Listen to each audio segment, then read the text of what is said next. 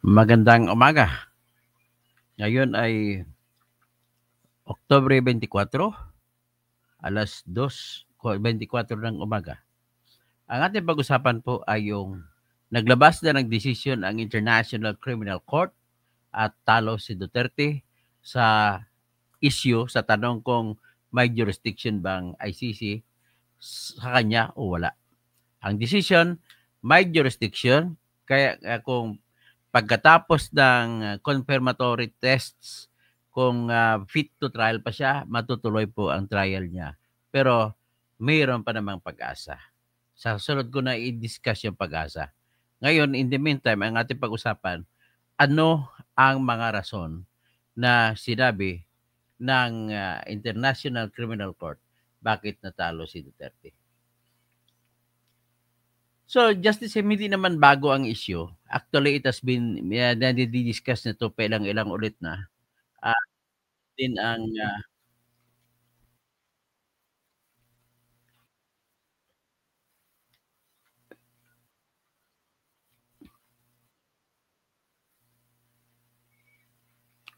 so, labas natin ito.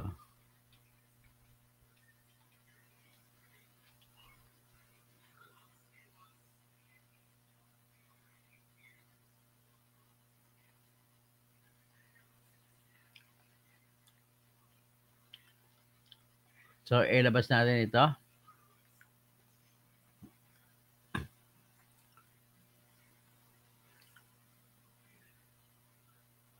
Bali, magiging background ko.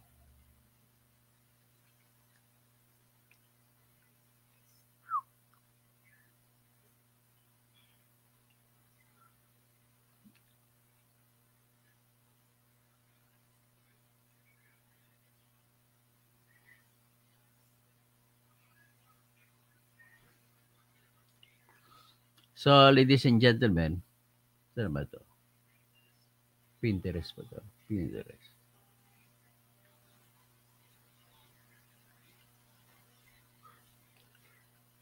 So, ito po yung pag-usapan natin ng decision ng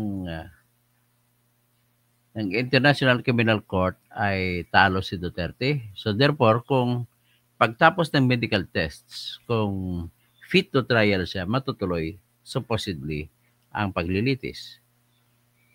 At ang unang part ng paglilitis ay tinatawag na confirmation of charges. So, yan po yung magiging sitwasyon dyan. Pero ang tanong,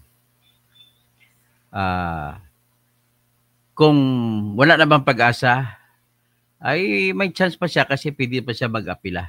Pero saka na natin i-discuss yung apila. I-discuss muna natin ngayon kung ano ang dahilan ng International Criminal Court sa pagbasura.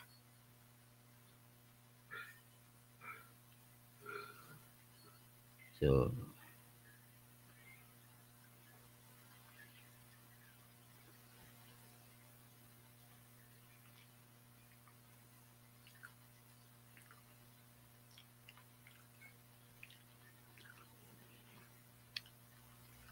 check muna natin sounds natin bago tayo mapatuloy.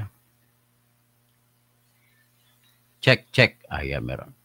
So, ngayon, ang decision ng, in summary, ang decision ng International Criminal Court ay may jurisdiction at may authority ang International Criminal Court na maglilitis kay Tatay Digong. Bakit? Itong sagot nila.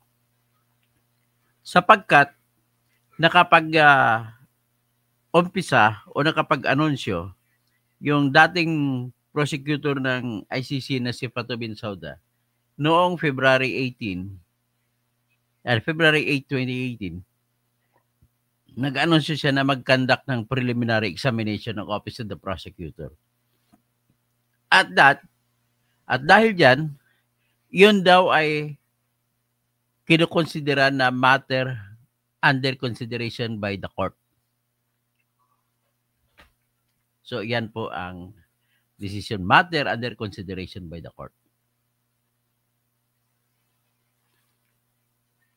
Tapos, sinabi nito na kahit nag-withdraw ang Pilipinas noong March 17, 2018 at naging final ito March 16, 2019 at March 17, 2019 hindi na tayo membro, ay patuloy pa rin daw na may jurisdiction ang International Criminal Court sa kaso ni Duterte. Okay? So, ngayon, ang katwiran nila ay yung preliminary examination na inanunsyo ni Prosecutor Fatou Bensouda ay considered as matter under consideration. Ang argumento kasi ng prosecution, yung mga kalaban ni Duterte, ang argumento nila, hindi nawawala ang jurisdiction ng korte, ng ICC, dahil nga naumpisahan na ang preliminary examination. Take to the word examination, preliminary examination. At dinagtong nila ito sa Article 1 to 7 ng revised ng Rome Statute na nagsasabi na ang sinumang bansa ay pwede mag-withdraw sa pagka-member ng kasapi ng ICC kung ito kailangan lang masunod ang 4 na kondisyon. Ano yung 4 na kondisyon? Ang 4 na kondisyon po ay, number 1, kung may babayaran pa na mga utang ang Pilipinas sa pagiging member nito, ay bayaran niya. Number 2 condition, at kung ang finality ng withdrawal ay mangyayari lamang 1 year mula nung araw na nagsampa ng withdrawal. Check ko lang sound. At kung ganun man, ay mayroon pang 2 ang kondisyon. Ang isa sunod na consideration ay kung nagkaroon ng cooperation ang estado na umalis, panahon na nangyari ang pag-cooperate, sa panahon na hindi pa final ang withdrawal, ay tuloy-tuloy pa rin daw yun, yung pag-cooperate. Hindi nawawala kahit hindi na member ang bansa.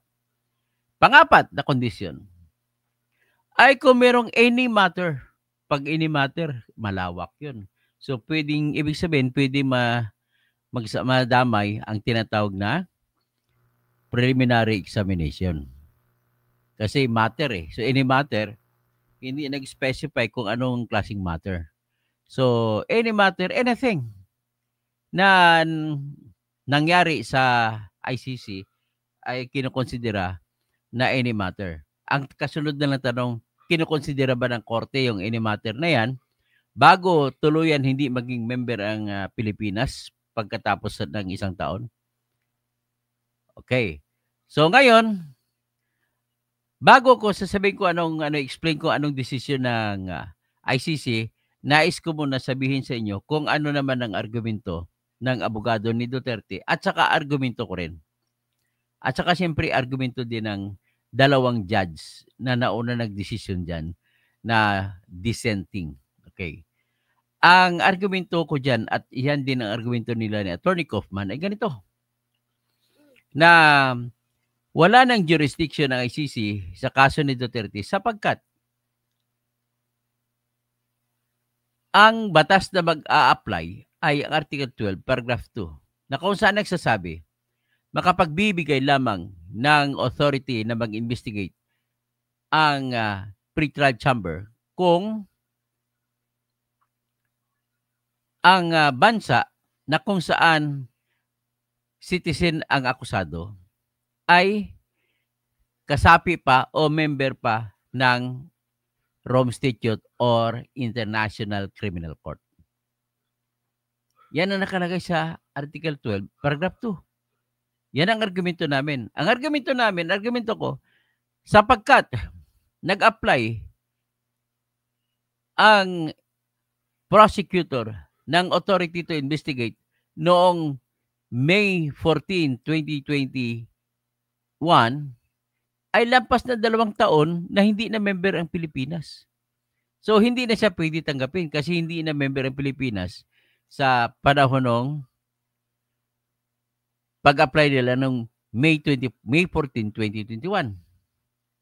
Pero, yung Pretrial Chamber ay inaprubahan nila noong September 15, 2021 ang paghingi ng tinatawag na authority na mag-investigate. So, yan ang sitwasyon. At hinugot ng ICC Pretrial Chamber ang kanyang kapangyarihan mula sa tinatawag na Article 15, Paragraph 4. Ano yung ibig sabihin sa Article 15, Paragraph 4 ng Rome Statute? Sinasabi dyan na pwedeng magbigay ng authority ang Pretrial Chamber sa kondisyon na hindi mawawala ang karapatan ng akusado na mag-question o mag-raise ng issue sa jurisdiction or authority ng korte laban sa akusado. At mag-issue rin ng tinatag naming admissibility. Admissibility, ibig sabihin, katanggap-tanggap pa ba? So, okay. Kung gano'n, ang argumento namin is this. Pag-usapin, may jurisdiction ba ang ICC sa mga krimen na nangyari? At noting na ang krimen na nangyari sa loob ng panahon na kasapit ang Pilipinas, definitely merong jurisdiction ang ICC sa mga krimen na nangyayari mula November 1, 2011 hanggat May 16, 2019. Kasi naging final ang withdrawal noong May 17, 2019. So, kinukonsider namin yan. Ako, kinukonsider ko na may jurisdiction or authority ang criminal court sa mga krimen na nangyari. Pero, ang argumento naman namin, kung titingnan mo ang Article 12, Paragraph 2, nagsasabi na pwede makapagbigay ng authority to investigate ang ICC Pretrial Chamber kung ang bansa kung saan ang akusado ay citizen ay kasapi pa ng Rome Statute or ICC. But then, nirequest nila ito May 24, ulitin ko lang, May 14, 2021 at inaprubahan ng Pretrial Chamber noong September 15, 2021. Ang argumento namin dyan, hindi na pwede yun. Bawal na yun. Sapagkat, nung panahon na yun, ay hindi na member ang Pilipinas ng ICC. Ang katapusang araw na magiging member ang Pilipinas ng ICC ay March 16, 2019. Kasi nag-withdraw ito noong March 17, 2018. So, 1 year thereafter. So, yan ang argumento namin. Napakasimpleng argumento, di ba? So, may tinatawag kami jurisdiction over the crime. Pagtawag na jurisdiction, stricto sensu, in the strict sense. May authority ang criminal court sa mga krimen na nangyari. Ang amin lang argumento, wala nang jurisdiction ang ICC court, particularly the Pretrial Chamber, nung panahon na hiningi ng investigation. So sa amin, sa argumento namin, iba yung investigation at iba yung examination.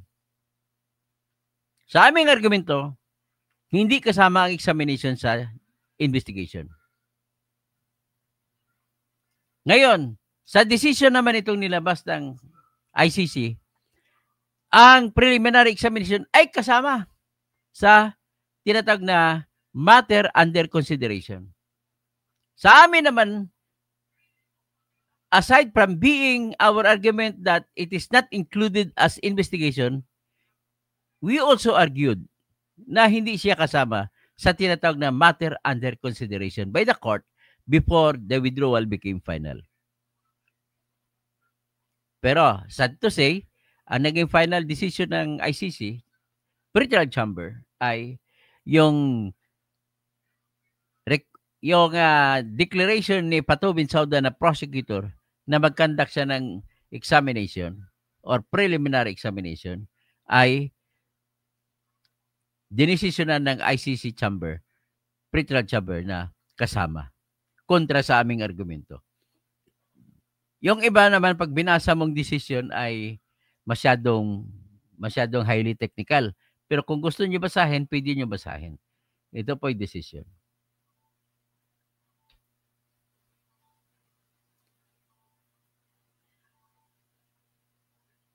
Yan, nakikita nyo, yan pong decision. So, hindi, ito yung decision. Bali, ano yan? So, tama, yun ang decision, tama. Ulitin ko lang.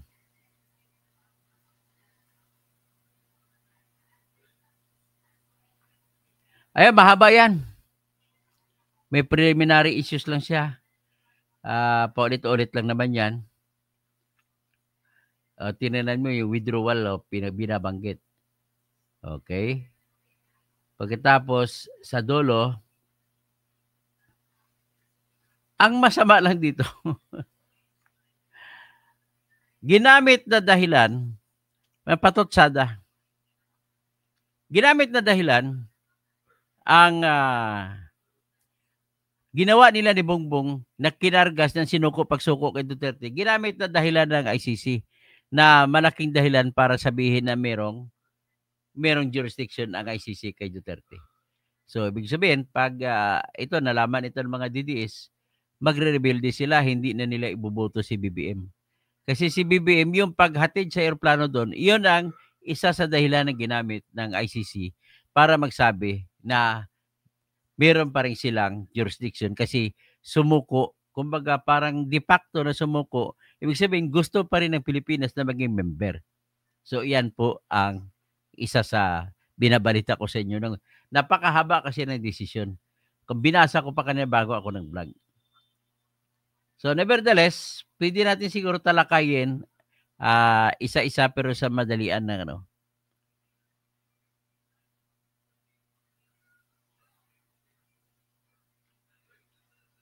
Siguro it is better na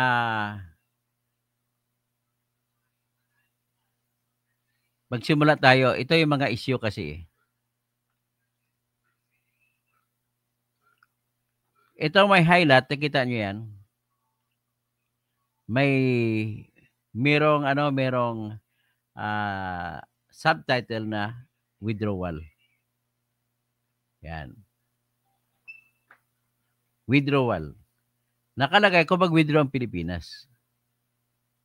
So, nakalagay dyan na a state party or Pilipinas, Tagalogin na natin, ay pwedeng umatras na maging member ng ICC kung ito ay magbibigay ng notice doon na naka-address sa Secretary General ng United Nations. At sabihin lang na mag-withdraw sila sa Rome Statute. Pero sinasabi dito,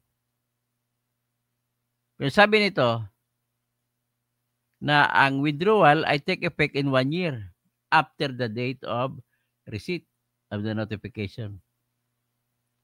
Maliban na lamang kung ang nag-withdraw na bansa ay nagsasabi na kung anong petsa na medyo huling petsa. So, ibig sabihin, dalawang kondisyon yan. Unang kondisyon pala, 1 year lang mag-take effect. Pangalawang kondisyon, ito na. Makita mo, shall not be discharged by reason of withdrawal when it has part of the set, including kung may financial obligation na dapat bayaran. O di kaya, yung withdrawal shall not affect any cooperation with the court. So ano, nagpag-cooperate pa Pilipinas panahon na yun? Wala pong cooperation nangyari. Pero but just the same, hindi yan naging factor sa decision ng ICC na kung bakit sinabi nila na may jurisdiction sila kay Duterte. Dito sila gumamit.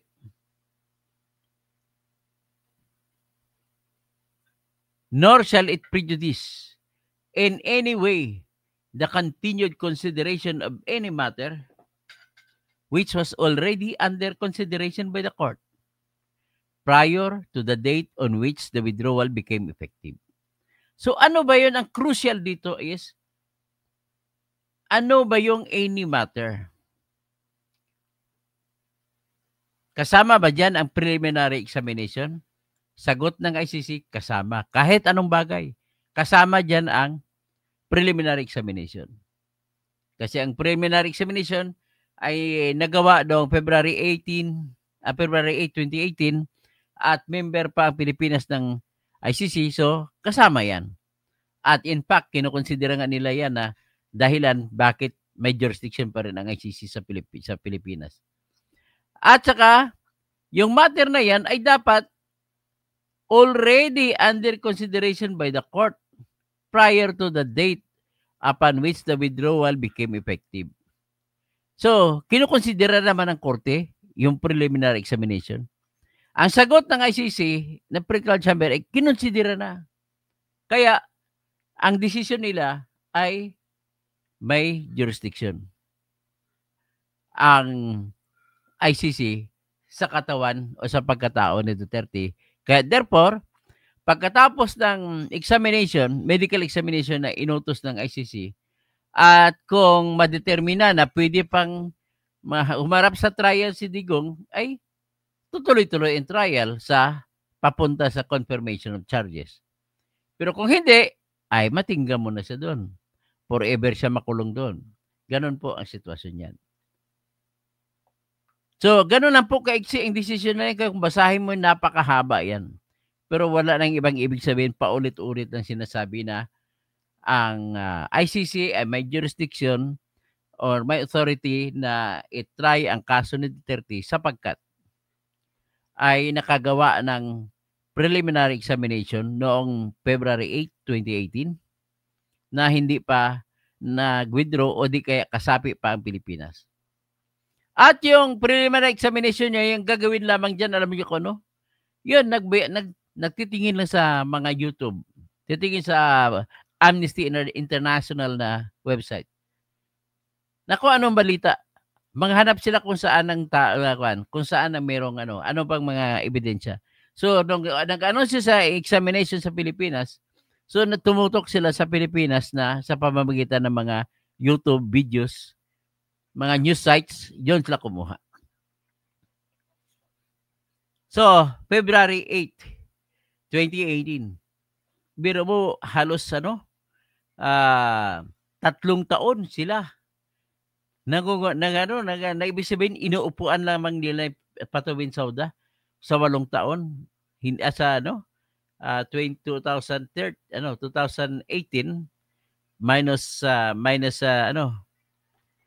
2021. So 3 years inupuan.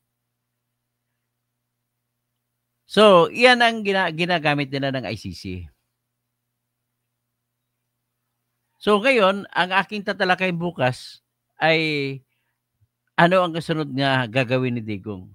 O sige, may chance pa siya. Kung madeklara siya na unfit siya mag-trial kasi may sakit siya, ang problema niyan, doon na rin siya makukulong, mabubulok na siya doon. Matatapos na lang ang mundo, doon na lang siya. Hindi naman pwede i-dismiss ang kaso. Pero, kung madetermina na pwede pa siyang humarap sa trial, tuloy-tuloy ang trial. Ang kasunod na gagawin niya, mga November, yung confirmation charges. Pero may pag-asa pa rin dyan. Ang argumento ko, pagdadalhin niya sa appeals chamber, may pag-asa ko na malaki ang chance na mananalo. Okay, doon ko na lang i-discuss. In the meantime, kasya muna tayo sa katotohanan na natalo si Digong Duterte sa question kung may jurisdiction pa ba ang ICC o wala. O sige, magandang umaga po sa inyo lahat. Melesia Castromayor, good morning po. Ben Reclamador, ang argumento ko naman kaya nag-withdraw kasi mayroong masamang balak. So therefore, ang argumento nyo is invalido. Okay lang yun. Let us see next time. Bukas, pagising ko, mamaya pagising ko, i-vlog ko naman ito, yung the other side of it. Kung ano gagawin ni Digong. Kung ano dapat gawin ng abogado niya. So Pixie, Ben Reclamador, Valerie Noel Jimenez. Natatawa si Noel Jimenez. Okay. Sabi ni Duterte, akin ang huling halakak. Sabi niya, erap. Bukas, hindi ka na sisikapan ng araw. So, ganun po yun. Okay? Hello, bye-bye. Good morning po. At paki-share na lang sa lahat. At